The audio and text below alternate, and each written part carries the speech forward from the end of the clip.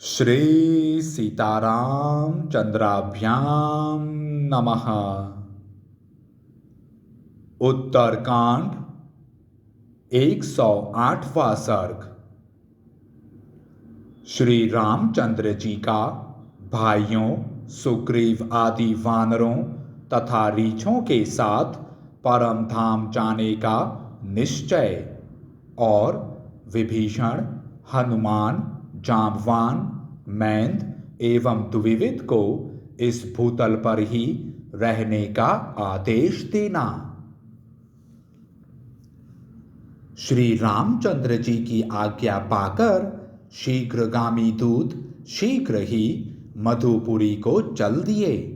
उन्होंने मार्ग में कहीं भी पड़ाव नहीं डाला। लगातार 3 दिन और 3 रात चलकर वे मधु पहुंचे और अयोध्या की सारी बातें उन्होंने शत्रुघ्न से यथार्थतः कह सुनाई। श्री राम की प्रतिज्ञा, लक्ष्मण का परित्याग, श्री राम के दोनों पुत्रों का राज्याभिषेक और पूर्ववासियों का श्री राम के साथ जाने का निश्चय आदि सब बातें बताकर दूतों ने यह भी कहा कि परम बुद्धिमान भगवान श्री राम ने कुश के लिए विंध्य पर्वत के किनारे कुशावती नामक रमणीय नगरी का निर्माण कराया है। इसी तरह लव के लिए श्री श्रावस्ती नाम से प्रसिद्ध सुंदरपुरी बसाई है। श्री रघुनाथ जी और भरत जी दोनों महारथी वीर अयोध्या को सूनी करके साकेत धाम को जाने के लिए उद्योग कर रहे हैं। इस प्रकार महात्मा शत्रुघ्न को शीघ्रतापूर्वक सब बातें बताकर दूतों ने कहा, राजन शीघ्रता कीजिए। इतना कहकर वे चुप हो गए। अपने कुल का भयंकर संहार उपस्थित हुआ सुनकर रघुनंदन शत्रुघ्न ने समस्त प्रजा तथा कांचन नामक पुरोहित को बुलाया और उनसे सब बातें यथावत कह सुनाई। उन्होंने यह भी बताया कि भाइयों के साथ मेरे शरीर का भी वियोग होने वाला है।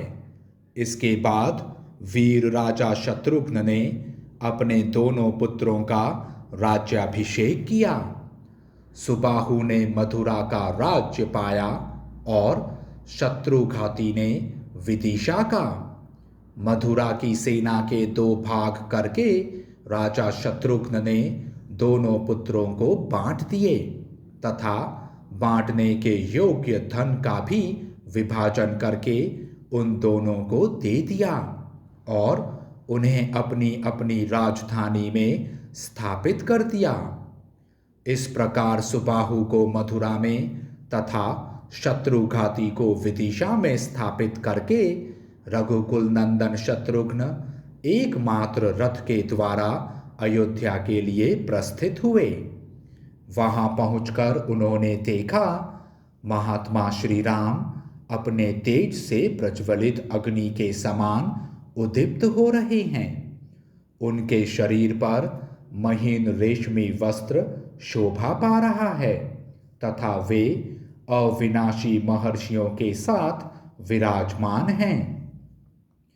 निकट जा हाथ जोड़कर उन्होंने श्री रघुनाथ जी को प्रणाम किया और धर्म का चिंतन करते हुए इंद्रियों को काबू में करके वे धर्म के ज्ञाता श्री राम से बोले, रघुकुल नंदन, मैं अपने दोनों पुत्रों का राज्याभिषेक करके आया हूँ। राजन, आप मुझे भी अपने साथ चलने के दृढ़ निश्चय से युक्त समझें।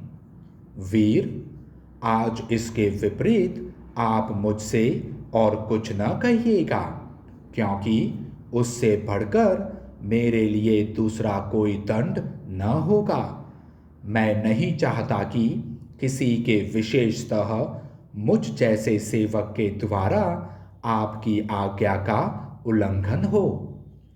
शत्रुघ्न का यह दृढ़ विचार जानकर श्री रघुनाथ जी ने उनसे कहा, बहुत अच्छा। उनकी यह बात समाप्त होते ही इच्छानुसार रूप धारण करने वाले वानर, रीछ और राक्षसों के समुदाय बहुत बड़ी संख्या में वहां आ पहुंचे। साकेत धाम को जाने के लिए उद्यत हुए श्री राम के दर्शन की इच्छा मन में लिए वे सभी वानर सुग्रीव को आगे करके वहां पधारे थे। उनमें से कितने ही देवताओं के पुत्र थे, कितने ही ऋषियों के बालक थे और कितने ही गंधर्वों से उत्पन्न हुए थे। श्री रघुनाथ जी के लीला संवरण का समय जानकर वे सब के सब वहां आए थे। उक्त सभी वानर और राक्षस श्री राम को प्रणाम करके बोले, राजन, हम भी आपके साथ चलने का निश्चय लेकर यहाँ आए हैं। पुरुषोत्तम श्री राम, यदि आप हमें साथ लिए बिना ही चले जाएंगे तो हम यह समझेंगे कि आपने यम दंड उठाकर हमें मार गिराया है।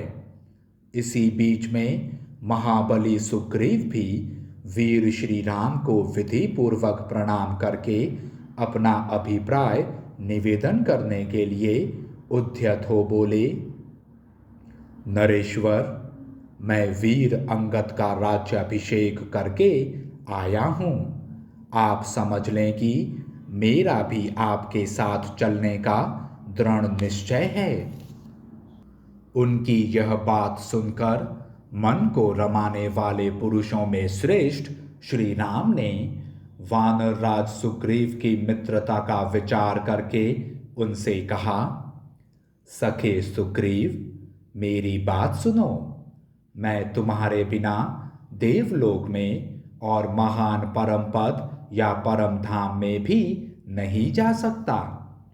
पूर्वोक्त वानरों और राक्षसों की भी बात सुनकर महायशस्वी श्री रघुनाथ जी बहुत अच्छा कहकर मुस्कुराए और राक्षस राज विभीषण से बोले, महापराक्रमी राक्षस राज विभीषण, जब तक संसार की प्रजा जीवन धारण करेगी तब तक तुम भी लंका में रहकर अपने शरीर को धारण करोगे। जब तक चंद्रमा और सूर्य रहेंगे, जब तक पृथ्वी रहेगी और जब तक संसार में मेरी कथा प्रचलित रहेगी, तब तक इस भूतल पर तुम्हारा राज्य बना रहेगा।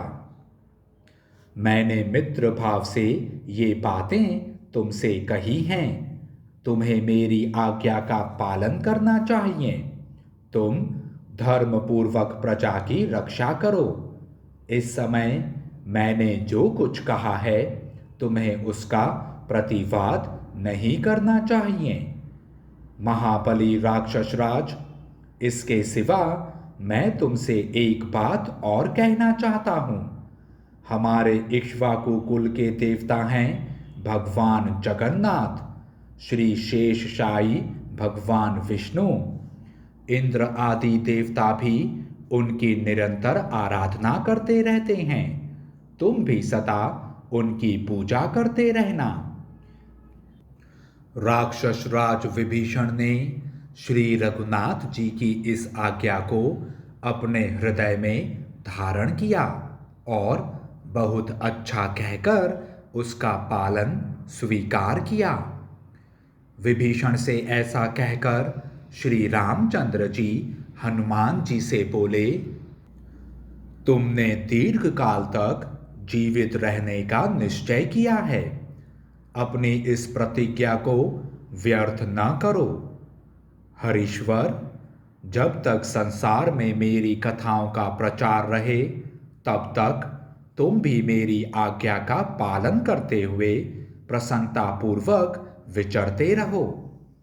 महात्मा श्री रघुनाथ जी के ऐसा कहने पर हनुमान जी को बड़ा हर्ष हुआ और वे इस प्रकार बोले, भगवन, संसार में जब तक आपकी पावन कथा का प्रचार रहेगा, तब तक आपके आदेश का पालन करता हुआ मैं इस पृथ्वी पर ही रहूंगा। इसके बाद भगवान ने ब्रह्मा जी के पुत्र बूढ़े जाम्बवान तथा मैंद और द्विविद से भी कहा, जाम्बवान सहित तुम पांचों व्यक्ति, जाम्बवान, विभीषण, हनुमान, मैंद और द्विविद, तब तक जीवित रहो जब तक कि प्रलय एवं कलयुग न आ जाए। इनमें से हनुमान और विभीषण तो प्रलय काल तक रहने वाले हैं और शेष 3 व्यक्ति कली और द्वापर की संधि में श्री कृष्णावतार के समय मारे गए या मर गए। उन सब से ऐसा कहकर श्री रघुनाथ जी ने शेष सभी रीछों और वानरों से कहा, बहुत अच्छा, तुम लोगों की बातें मुझे स्वीकार हैं। तुम सब अपने कथनानुसार मेरे साथ चलो। इस प्रकार श्री वाल्मीकि निर्मित आर्ष रामायण आदि काव्य के उत्तर कांड में 108वां सर्ग पूरा हुआ। जय श्री राम।